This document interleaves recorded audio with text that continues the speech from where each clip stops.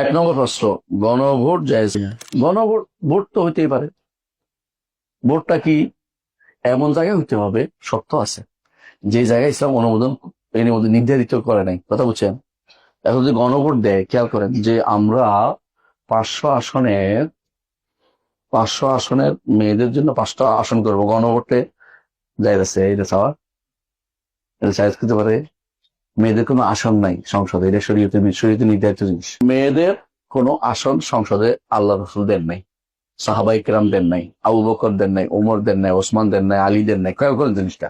আপনি এখন 500 আসনের জন্য গণভোট চাচ্ছেন, কথা বুঝতে পারছি? এখানে গণভোট চাওয়া যায় নেই, দেওয়াও যায়, গণভোট জায়গা না, বুঝছেন কথাটা?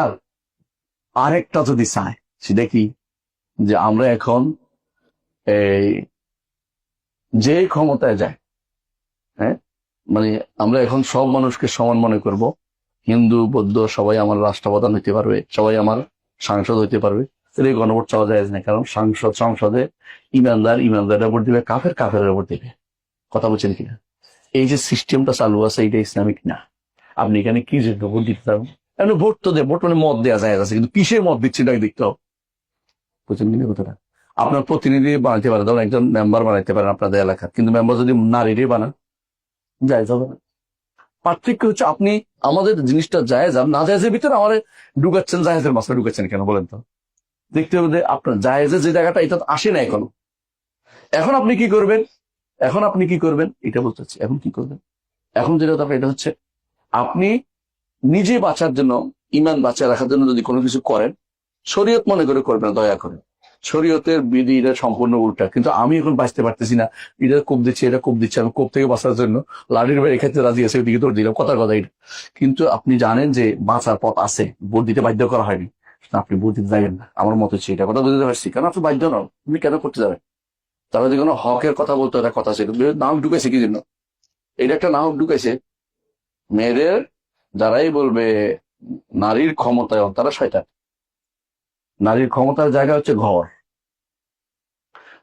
নারীর ক্ষমতা সরকার ইয়া নয়, এই বড় বড় জায়গাগুলিতে, সরকার ইয়াগুলিতে না, বুঝলেন না কথাটা?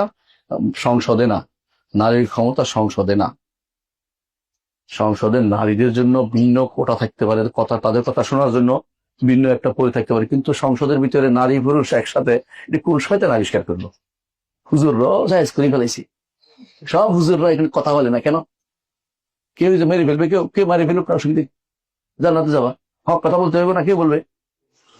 সব হুজুর একসাথে হয়ে গেছে এখানে। হ্যাঁ, এতদিন যারা আমাদেরকে খারাপ বলছে, আমাদের হচ্ছে দিন গেছে দিন যায় কইছে, বুঝছো নি? বই লিখছে আমার বিরুদ্ধে এত বড়, বুঝছেন?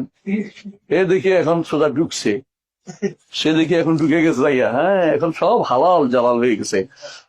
আগে বলছিল প্রশ্ন, অসুবিধা নেই, আগে বলছিল কি, যদি দেখেন যে আমি কোনোদিন এটা গেছি, তাহলে আমিও হারাম করছি, আমিও শিরক করছি, আমি কুফর করছি।